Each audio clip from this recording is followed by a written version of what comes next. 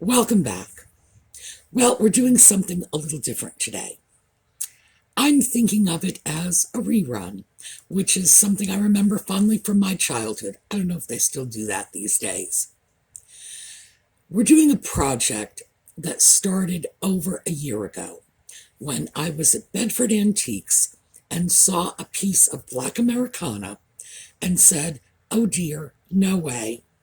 And I was contacted subsequently by a collector of Black Americana who said, "I'd love to have that piece." But the piece needed work. So the first video I did on this piece was in January of last year. And then I did another video in, I believe, April, when I had gathered all the materials and actually did the work on the piece. But because it was so long ago, and we are attacking this piece yet again, I thought it would be worthwhile to just take those two videos from January and April, re-edit them, and sort of show you where we are at this point before we break into the project next week, because I know how frustrating it is. You see something and it tugs on the back of your head and you say, yeah, I saw that somewhere before, but I don't remember. And then you have to trash through all the videos to find it. So I thought I would save you the trouble. Today's video is an encapsulation of everything that has been done so far on this project. It's a little longer than usual. Some of you may remember it well, so just sort of fast forward through and then stop at the parts you find interesting. For others, I'm sure you're going to be looking at this saying, I don't remember that at all. Because believe me, when I watched those videos, there were things I didn't remember at all. So let me just get right into those videos when we come back, and then we'll tell you where we're going next time.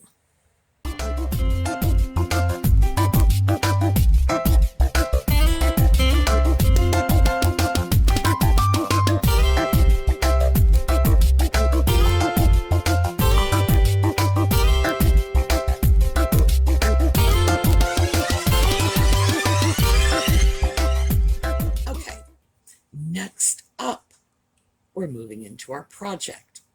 So let me show you the project piece first of all.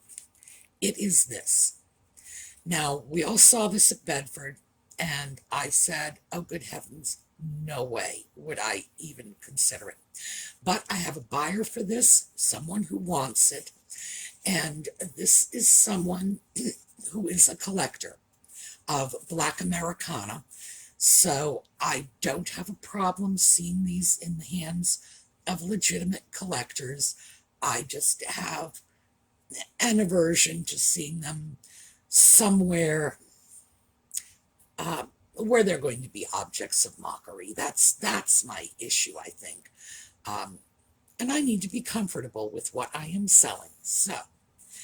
But this is not just a sale piece, because as it stands, this piece is kind of a wreck. So, first step, I needed to get some paint, and I took you along. So let's take a look at that video. We are at Michael's, and we are looking at the acrylic paint aisle. And I need a mustardy yellow for the pants for our little Fisher boy. And this is yellow ochre. It's a fairly standard color. It's the sort of thing that any artist will have for their palette. It mixes well with other colors. Usually when I mix, I try to stick with the same brand. So I'm probably going to pick up a brown as well. So let's see what they have. This one is a little light, I think. This one, this is called Coffee Bean. And I think between the two, I'm probably going to be able to get a good version of that mustard for the little Fisher Boys pants. So, into the cart they go, and now we're going to look for a red. That's definitely a little bright for what we need. The red I'm looking for is a muddy, that's glitter, is a muddy red. A red that I can probably muddy up. Here, this is cardinal red. It looks muddy through the bottle, but in fact cardinal red, as the name suggests, is a very red red. So maybe a little of the brown mixed in with this will give me the color I'm looking for. As for the rest of the colors, well, we need brown for the stump, and we've got our brown already, and we need black. So I have black in my paint stash, but I'm probably going to look around and see if I can find black in the same brand here. And this is pure black. And we're going to use that to darken our colors, do a little highlighting on our stump, and the boy's face is going to be painted out in this color. We are not using this red for the boy's lips, which would have been a fire engine red, but I have that already in my paint stash.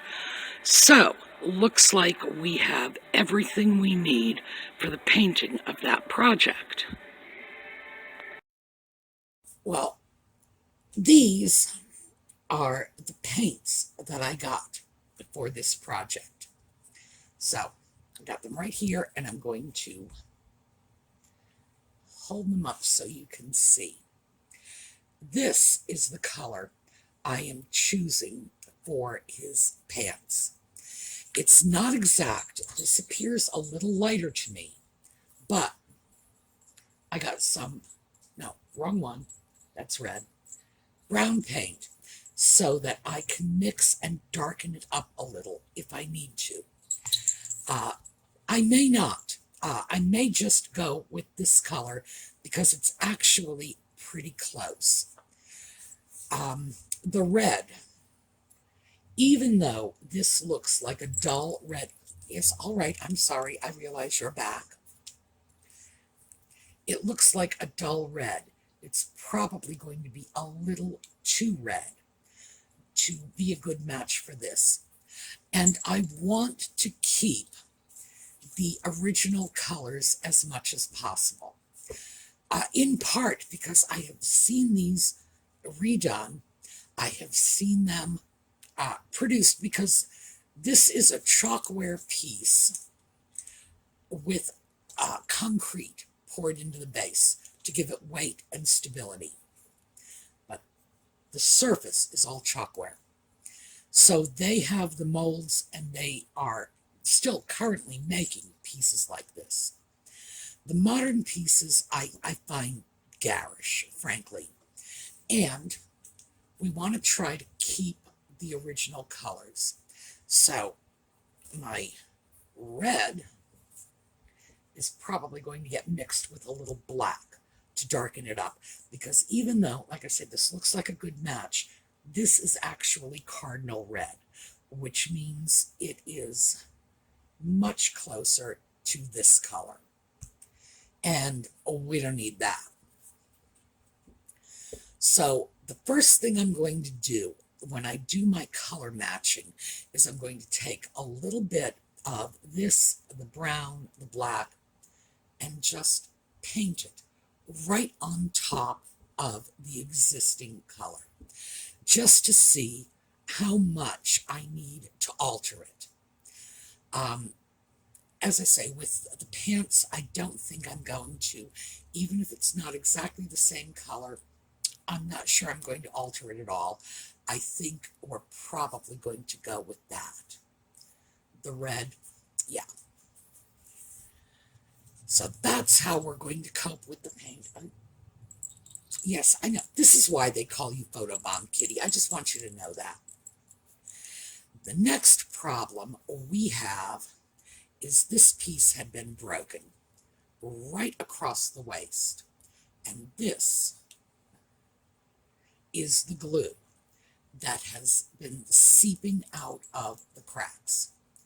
So I'm going to have to go across this entire glue joint with a sharp blade and cut that off. It's probably hot melt glue. It's breaking off very nicely. Now, no, could you please not play with that? Here, play with this instead. The reason I'm not taking this apart to re-glue it is because I'm afraid, because it's chalkware, that the glue may be stronger than the plaster. That's, by the way, when I say chalkware, that's basically a plaster. And it's not worth the risk to try to break it and to end up smashing it or making things worse. The glue is holding here. Let me show you.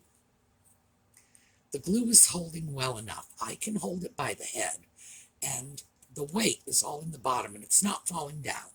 So I'm just going to clean up the glue joint. I will probably sand it to make sure that it's not conspicuous. And then the next thing I'm going to do before I paint is see these areas where the paint is missing, particularly on the face. I'm just going to sand it down lightly. All I want to do is remove any edges, just sort of feather the edges in so that when I paint it, I'm not showing one area slightly elevated above another. Once it's reasonably smooth and any of the damaged areas are filled in, and I've felt around this, I'm not feeling much in the way of damaged areas. However, because we have this glue joint, I know there are some areas that are going to have to be taken care of. So once that's done, the first thing I am going to do is paint on the black. And, oh, by the way, I will bring you along for the painting, but I want to give you an overview of what's going to be done so that when we get down to it, you know where we're going. I'm going to paint the black. I will be painting the entire face black, and then picking out the features later. Same thing with the arms, and then as you can see, this leg is painted black.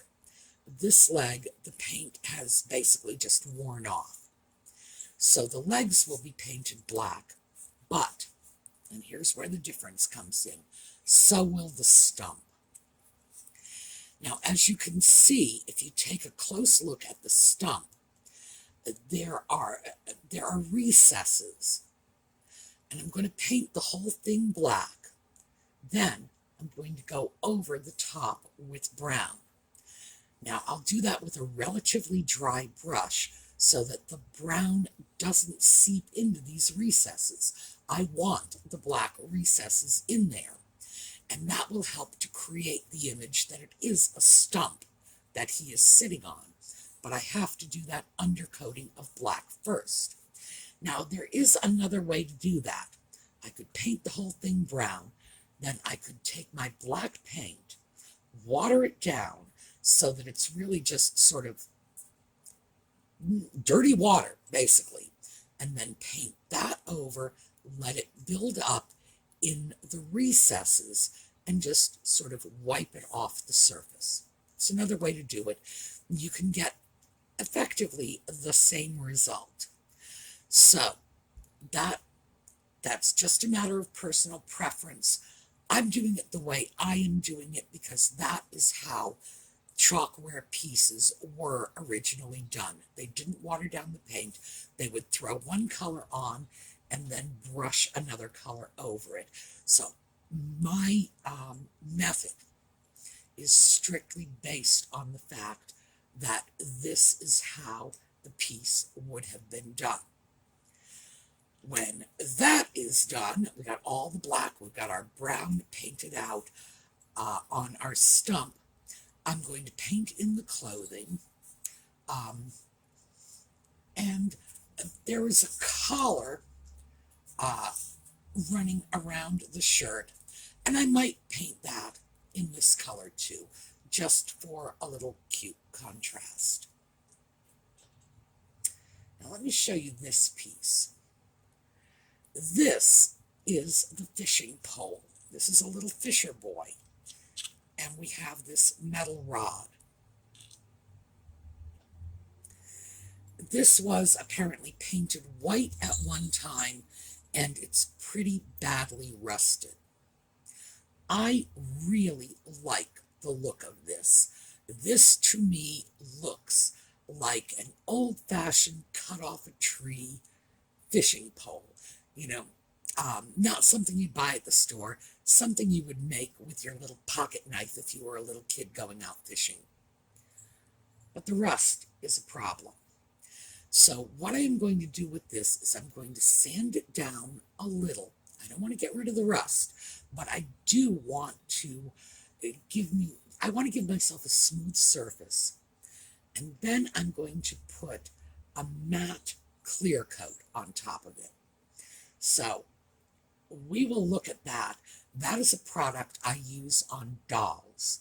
So when you paint a doll, you put a clear coat over it, but you don't always want it to be like super shiny so that the doll looks wet. This is a matte clear coat, and it will contain the rust. You will be able to handle it without getting ick on your fingers. Yes, see, ick on my fingers? I don't want the new owner to end up getting ick on his fingers every time he touches this. But I want to preserve this. This will be the one part of the piece that's actually going to be absolutely original, with the exception of the clear coat. So I want to make sure that I'm making it handleable, but at the same time preserving the original character of this old rusty metal bar that was used as his fishing pole. This, I'm not sure what this is. It's supposed to be the fishing line, obviously. I believe it is original. I don't think it ever had a fish on it.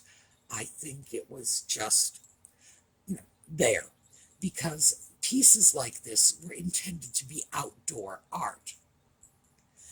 So, when I do this piece, what I may do with this is I may put a little bend into it, maybe even turn up the bottom to represent a little fishing hook, that sort of thing.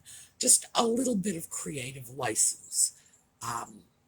But this, because it is the one part of the piece that's actually going to be, original, we're going to preserve it. But I don't know. Tell me, what do you think? I think that has a nice old, I cut this off a tree look. What do you think? You think I'm right? If you think I'm wrong, don't be afraid to tell me, because I haven't started on this yet. This will be one of the last things I do. So if you think you can change my mind because you've got a better idea, go for it. We've got the time. And then, when we've got the whole thing done, and it's all painted, I am going to put a spray-on clear coat over it. This is going to be a sort of low sheen coat. It's not going to be matte the way the little pole is. It's going to have a little bit of a sheen, very small, but it will protect the paint job. Then we will pack our little guy up and we will see how much the new owner is in for in terms of shipping costs. It could be high. So that's the start of our project, and I thought it might be fun for you to just come with me through the whole stage after stage of this, from the beginning, paint shopping, right through to the end. So, as I say, as we move along, as time goes by, we will revisit this project. I will show you what I've done, what I am doing, and you can follow along. All right, so what I started doing with the Fisher Boy is removing the glue. Now, this piece had been broken in half at some point. There is a line running right across the arm here. Let me see if I can get that in so you can see it. It then goes under his hands and around his waistline. So most of the break is hidden under the arm, in the waistline. This is the only part of the break that's actually likely to be visible at all. What I have done initially is scraped the glue off. This was put together with hot melt glue. Now, I know those of you who don't like hot melt glue, and I know there are a lot of you out of there are saying, see, I told you it was no good. It's no good for a project like this. Now, the reason I am not sticking this in the oven, melting down that glue and taking it apart, is because whenever you have a previously repaired piece and you break it down to re-glue it, there's absolutely no telling what you're going to come across on the inside. And this piece is plaster over concrete. You can see the concrete here, and this is the plaster. I'm really not sure which came first, if they just did a plaster cast and poured in the concrete, which is what I think they did, or if they started off with some sort of concrete block and laid the plaster over it. In any case, I have no idea how bad this is going to look once I get on the inside, knowing that someone who really didn't know what they were doing glued it together in the first place and may well have done all kinds of other stuff in there that I don't know about, or the break could be worse than I imagined. In any case, because the glue job was good enough, in other words, this isn't terrible, it's not like misaligned badly, there are no big gaping pieces missing, I'm going to leave it as is and simply work with what I've got. Frankly, I think it's the safest thing to do, because taking it apart, I could find myself with a worse mess than I have now. So what I had to do was scrape the glue off this seam, because hot melt glue oozes out the cracks. And ordinarily, when you're using hot melt glue, you get rid of that excess glue while it's still warm and pliable and easy to remove. Heaven only knows how long the glue has been set up on this piece. Your guess is as good as mine. So it was solidified completely. It was hard. I had to take a knife to remove it. I did not do that on camera, mostly because if I had slipped with the knife, there'd be a lot of blood, and then that's not family friendly. But I just cut it off with a sharp knife and then smoothed the edges down a little. I can still feel that seam. And I don't know, I won't know until it's painted what it's going to look like, but I have a feeling it's not going to be too bad. So, we know our colors because there is enough residual color on this piece to tell us what it's supposed to look like. So, we have black because the boy's face, his arms, and his feet are all black. And I'm also going to put an undercoat of black on the stump he's sitting on because I would like black in the crevices and then brown on the wood. I think that will give it a little more three-dimensional look. So most of this is going to be painted black. Next color I have is a red. Now this looks rather dull when you look at it through the bottle, but it's cardinal red, and this is sort of a fire engine red color.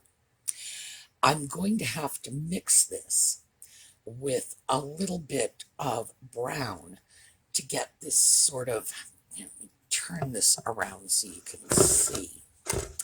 This is not a bright red. This is a dull red. A little brown will dull that down a bit. The pants are sort of a goldish color. And I have this. This is yellow ochre. And this is actually going to be a pretty good match for those pants. And I probably won't have to do anything at all to it. And then finally, I have a brown called coffee bean. It seems a little dark to me, so I'm probably going to mix a little bit of the yellow ochre in with this to lighten it up a little for the stump. This is the main brush I'm going to be using. As you can see, it's a large brush, but I've got a lot of area to cover, and this brush will cover it very quickly. This is not a fancy brush. I got this in a bag of brushes from Michael's. I think it's 25 brushes for like $5. It's a cheap brush. It's a little better grade than simply a disposable brush, but it's going to do the job, and there's nothing fancy. When I go in to work on more details, I am also using a brush from that bag of 25 $5 brushes.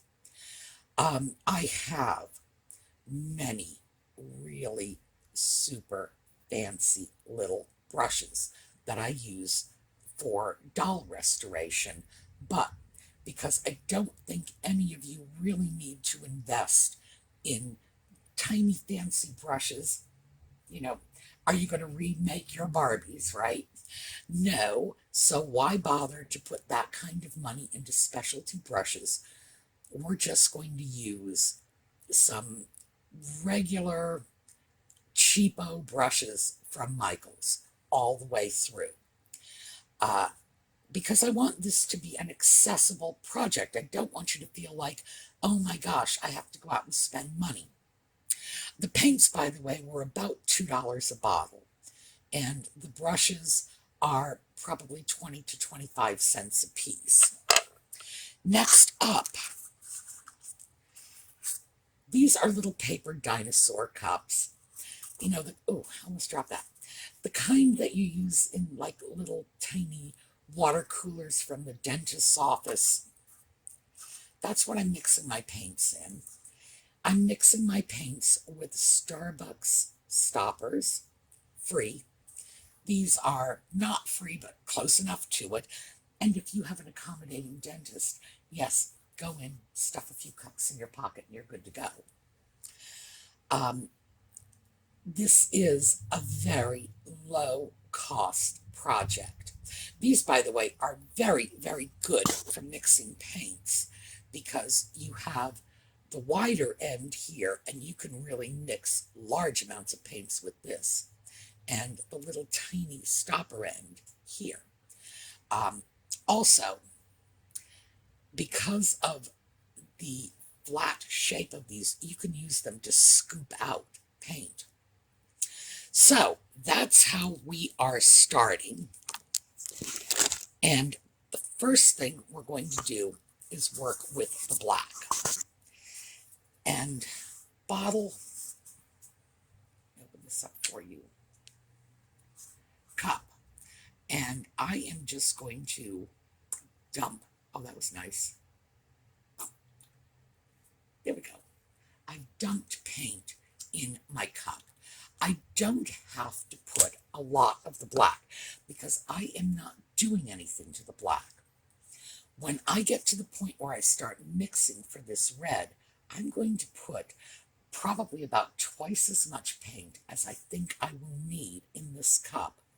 Mix it up, get my color. The reason for that is I don't want to have to remix. Since I do this, as you can see, squirt, squirt by eye, I would never get the same match again. So, paint, brush, here we go. Just that easy. We're just painting, and let's get over here on his face so you can see what we're doing here. Now, on areas like this,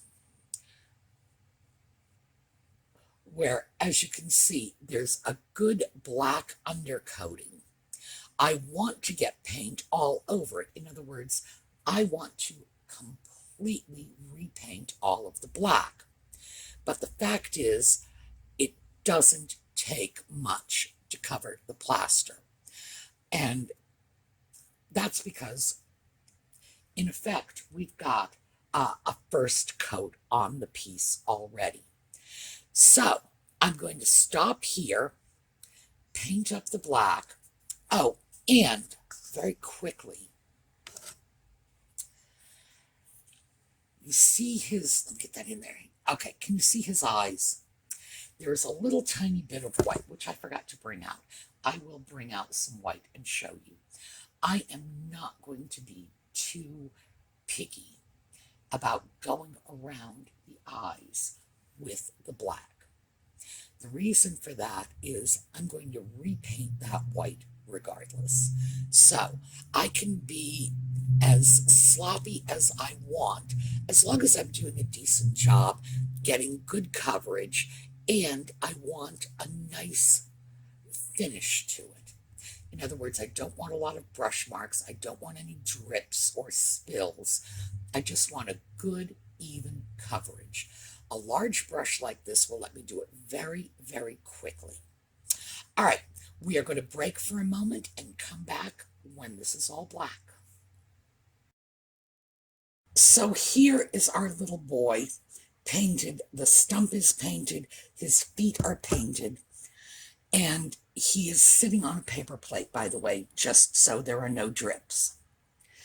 This area right across here that I was expecting would be somewhat noticeable actually isn't. This has been a lucky break.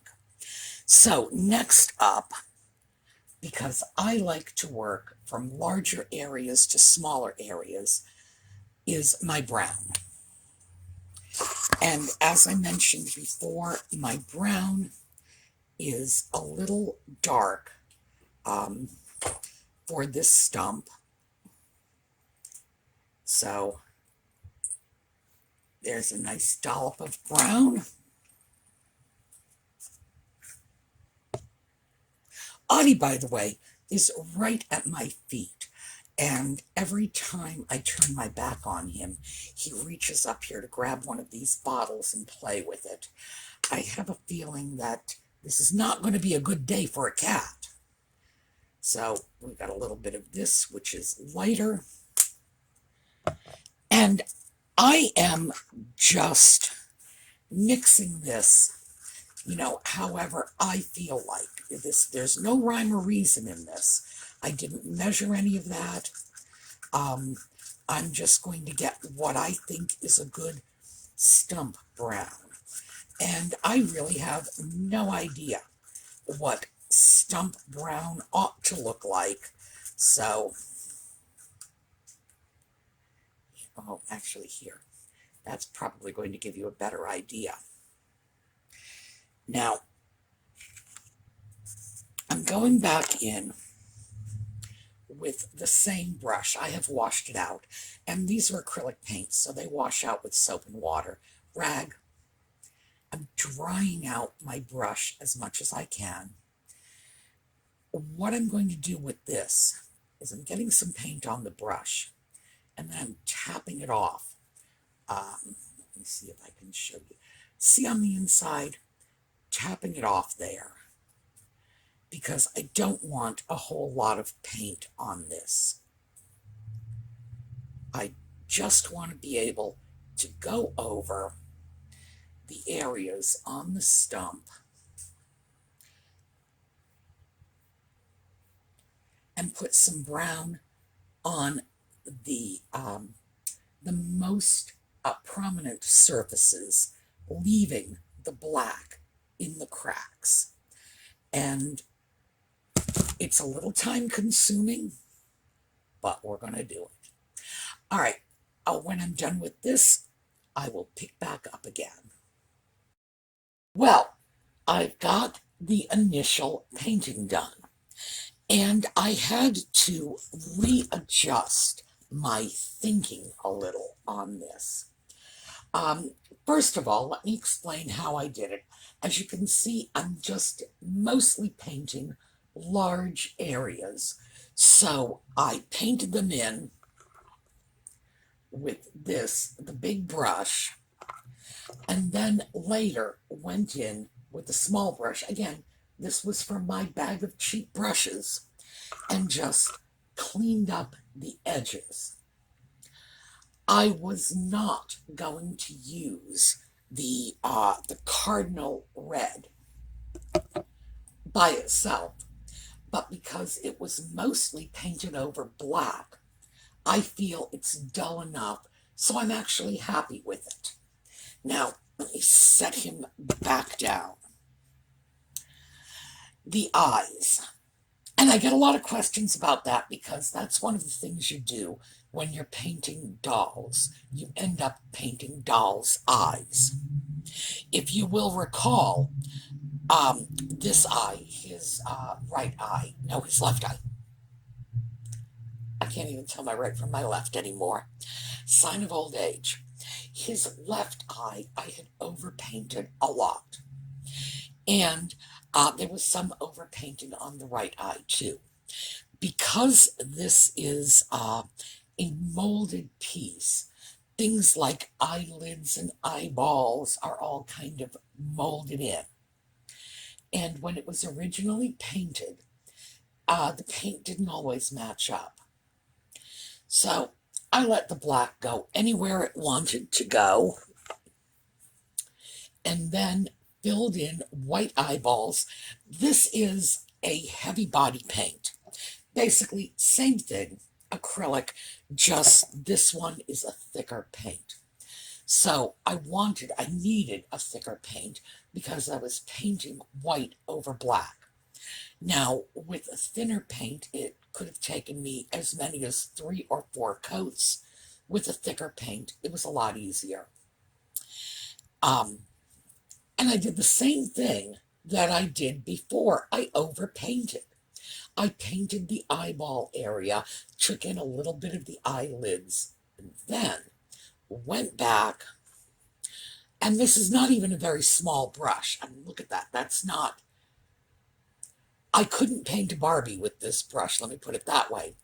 So you really don't need a super fussy, super fancy, tiny brush, even something like this.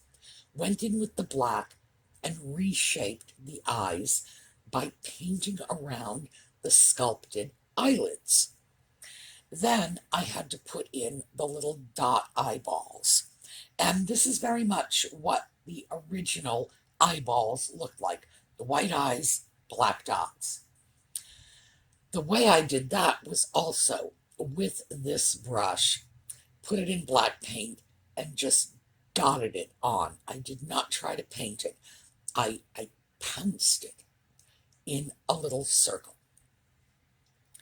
with some dolls that I have done, in order to get a round black eyeball like this, and this works with dolls with small heads, I have taken a pair of scissors and a toothpick and cut the tip of the toothpick. And I did this at a 90-degree angle. You want it perpendicular to the toothpick until that was a perfect little round toothpick of the size I needed, popped it in the paint, popped it on the doll, and that's how easy it is. So there's no skill. And please do not forget, I am blind. Honest to God, I read and write Braille. If I can do it, you can do it.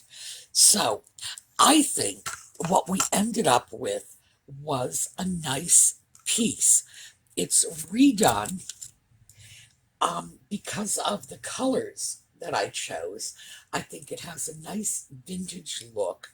The darker colors help that.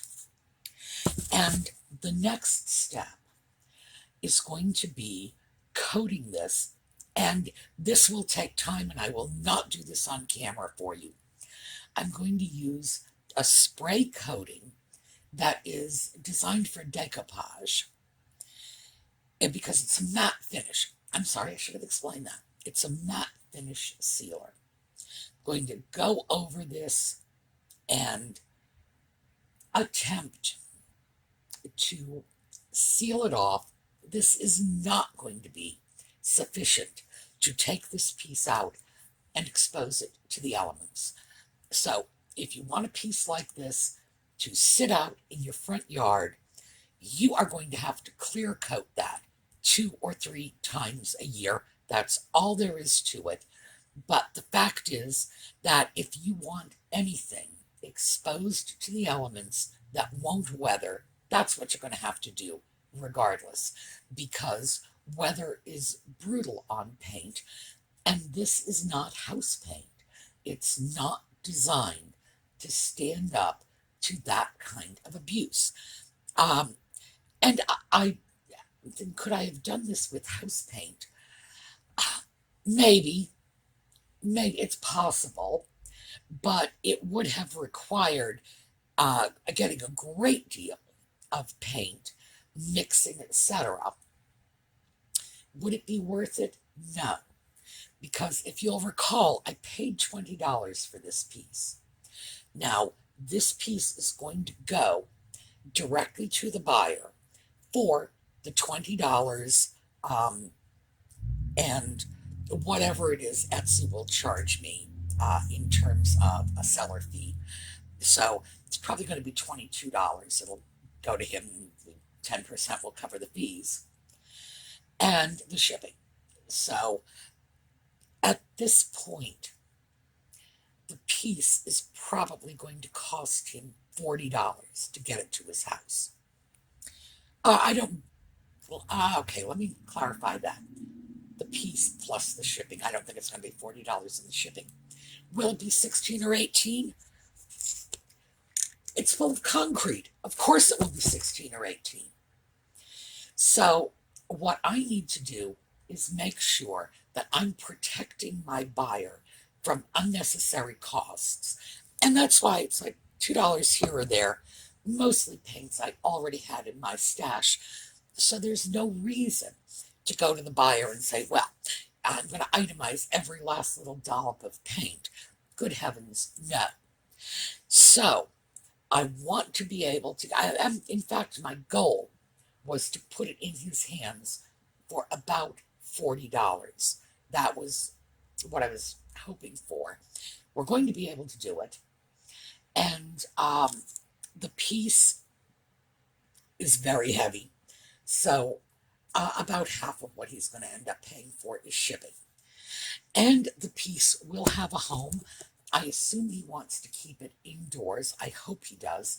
If he doesn't, I'm going to make sure he's very, very clear about the fact that he's going to have to recoat this frequently because it will be outside. The other factor in leaving a piece like this outside is that glue joint from the previous break was done with hot melt glue. And hot melt glue can melt when it's excessively hot out, and it can freeze and crack when it's cold out. So I'm just going to strongly suggest you consider this an indoor piece. All right, so there you have it. It's just going to be coated for protection. The little fishing pole, which you've already seen, is going back. I will make sure to photograph that fishing pole because I'm doing before-after photos on this. So I'll make sure you get a chance to see the fishing pole. And next week is going to be the multiple coats of clear finish. But pretty much this is it. It's a simple, inexpensive job that anyone can do. And I strongly encourage you to do it because I would say most of the time I spent on this was staring at it, waiting for the paint to dry. So, quick, inexpensive, no talent. And, that's what I want you to tell yourself. If that old blind woman can do it, I can sure do it. Prove to me you can do a better job, huh? Okay, now, as I said before, I know this is long. This gets us to where we are now. And here are some pictures for you. Yes, when our little Fisher boy went out in the mail, the post office didn't treat him very kindly, and this is how he came back to me. And this needs to be fixed, and this is looking a lot like Humpty Dumpty. But I wanted to make sure you had an idea of how we got to this point before we do what, fingers crossed, will be our final bit of work to restore this piece next week. So let's take a look at a quick little slideshow on our way out. And remember, next Sunday, we're going to see if we can get this poor little guy back together again. All right, see you then.